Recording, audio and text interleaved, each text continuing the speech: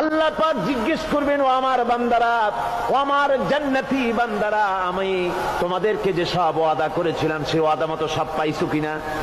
আমি ওয়াদা করেছিলাম আমার জন্য রাত জেগে যদি তাহাজ্জুদের নামাজ পড়ো, নামাজ রোজা হজ যাকাত যদি করো, আমার দিন কায়েমের জন্য যদি আন্দোলন করো, রক্ত যাও, আমার জন্য যদি কষ্ট করো, শহীদ হও, তাহলে আমি তোমাদেরকে জান্নাত দেব। যত ওয়াদা করছিলাম তা পেয়েছো কিনা?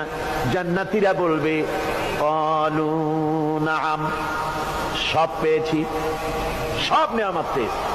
আল্লাহ বলেন সব পাও নাই, ওয়ালাদাইনা মাজিদ, আমার কাছে আরো বেশি আছে, আমার কাছে আরো বেশি আছে, সব পাও নাই। জান্নাতীরা বসে থাকবেন, বুঝতে পারবেন না এত নেয়ামত পেয়েছি, আল্লাহর কাছে আরো আছে। আল্লাহর নবী তখন মুখ খুলবেন, নবীজি বলবেন রব্বুল আলামিন